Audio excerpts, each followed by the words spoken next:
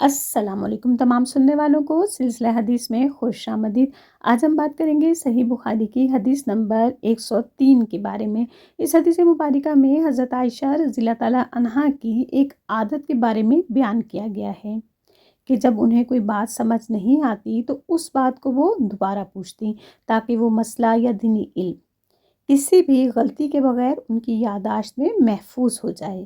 اور اس حدیث مبارکہ میں انہوں نے نبی پاک صلی اللہ علیہ وآلہ وسلم سے روز حشر حساب کتاب کے بارے میں ایک ایسا سوال کیا جس کو وہ قرآن کی روح سے سمجھ نہیں پائی تھیں۔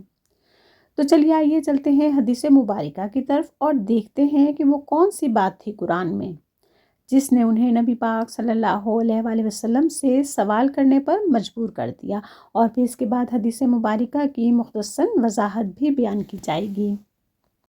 حدیث نمبر 103 ابن ابی ملیکہ بیان کرتے ہیں کہ نبی صلی اللہ علیہ وآلہ وسلم کی زوجہ محترمہ سیدہ عائشہ رضی اللہ تعالیٰ عنہا جب کوئی ایسی بات سنتی جسے سمجھ نہ پاتی تو دوبارہ پوچھتی تاکہ سمجھ لیں۔ نبی صلی اللہ علیہ وآلہ وسلم نے فرمایا، قیامت کے دن جس سے محاسبہ ہوا اسے عذاب دیا جائے گا۔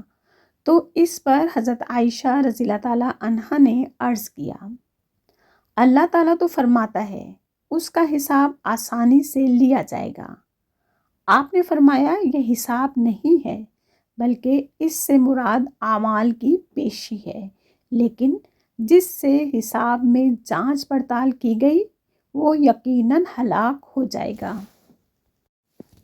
اب اس حدیث مبارکہ میں حضرت عائشہ رضی اللہ تعالیٰ عنہ کی ایک عادت کے بارے میں بیان کیا گیا ہے کہ جب وہ کسی بات کو سمجھ نہ پاتی تو سوال کرنے میں کسی بھی قسم کی جھجک محسوس نہ کرتی، بلکہ اس بات کو اس حد تک پوچھتی جب تک کہ وہ مکمل اور صحیح طور پر انہیں سمجھ نہیں آ جاتی، اور بے شک یہ ان کی ذہانت اور عقل مندی کی نشانی ہی تھی۔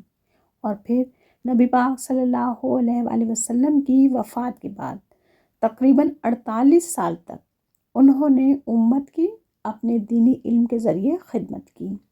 انتہائی نوجوانی میں ان کی نبی پاک صلی اللہ علیہ وآلہ وسلم کے ساتھ شادی ہوئی اور پھر ان کی اولاد بھی نہیں تھی، لیکن شاید یہ اللہ سبحانہ تعالیٰ کی مصلحت ہی تھی کہ اللہ پاک نے ان سے دین کا کام لینا تھا، تو انہیں دنیاوی ذمہ داریوں سے آزاد رکھا، اور جتنا علم انہوں نے نبی پاک صلی اللہ علیہ وآلہ وسلم سے حاصل کیا وہ تا حیات اسی کی تقسیم میں لگی رہیں۔ کیا عورتیں کیا مرد سب دینی علم کے حصول کے لیے ان کی خدمت میں حاضر ہوتے اور نبی پاک صلی اللہ علیہ وآلہ وسلم کی تعلیمات سے بہرہ ہو کر جاتے۔ اسی طرح ایک دن جب نبی پاک صلی اللہ علیہ وآلہ وسلم نے فرمایا کہ قیامت کے دن جس سے محاسبہ ہوا اسے عذاب دیا جائے گا، تو حضرت عائشہ رضی اللہ تعالیٰ عنہا نے اپنی عادت کے مطابق اور اس کے ساتھ ساتھ اپنی ذہانت کے سبب فوراً قرآن پاک کی سورہ انشقاق کی آیت نمبر 8 سنائی کہ اللہ پاک نے تو قرآن میں فرمایا ہے کہ فسوف یحاسب حسابا یسیرا، اس سے آسانی کے ساتھ حساب لیا جائے گا، اور آپ کہہ رہے ہیں کہ اسے عذاب بھی دیا جائے گا، جبکہ اللہ سبحانہ تعالیٰ نے قرآن میں ایسا کچھ نہیں کہا۔ جس پر نبی پاک صلی اللہ علیہ وآلہ وسلم نے فرمایا کہ جس حساب کا ذکر اس آیت میں ہے وہ انسان کے اعمال ہیں جو روز حشر پیش کیے جائیں گے۔ تو اعمال کا پیش ہونا تو آسان ہی ہے، لیکن جب ان اعمال کے ساتھ حساب کتاب کا باب کھلے گا تو وہ محاسبہ ہے، اور پھر جب ایک ایک عمل کی ہر نیت کی جانچ پڑتال ہوگی تو بس سمجھو انسان پھنس گیا۔ تو حساب میں جانچ پڑتال ہی یقیناً ہلاکت کا باعث ہے۔ اب دیکھتے ہیں کہ ہم نے اس حدیث مبارکہ سے کیا سیکھا۔ نمبر 1، دین کی بات سن لینا کافی نہیں بلکہ اس کو سمجھنا بھی ضروری ہے۔ جس طرح حضرت عائشہ رضی اللہ تعالیٰ عنہا نے نبی پاک صلی اللہ علیہ وآلہ وسلم سے سوال کیا، لہٰذا حضرت عائشہ رضی اللہ تعالیٰ عنہا کا طرز عمل بتاتا ہے کہ علم دین میں شرم و جھجک کی کوئی گنجائش نہیں۔ جو دینی بات یا مسئلہ سمجھ نہ آئے اسے بار بار پوچھنا چاہیے جب تک کہ وہ واضح نہ ہو جائے۔ نمبر 2، آخرت کے حساب کی فکر۔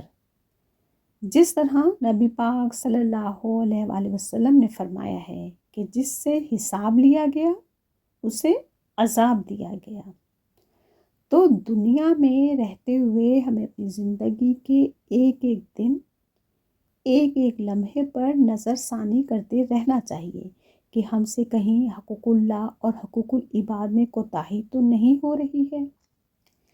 بے شک اعمال کا پیش ہونا آسان ہے، لیکن ان اعمال پر محاسبہ ہونا ہلاکت کا ذریعہ ہے۔ امید کرتی ہوں کہ یہ حدیث مبارکہ بھی ہم سب کے دینی علم میں بہترین اضافے کا ذریعہ ثابت ہوگی۔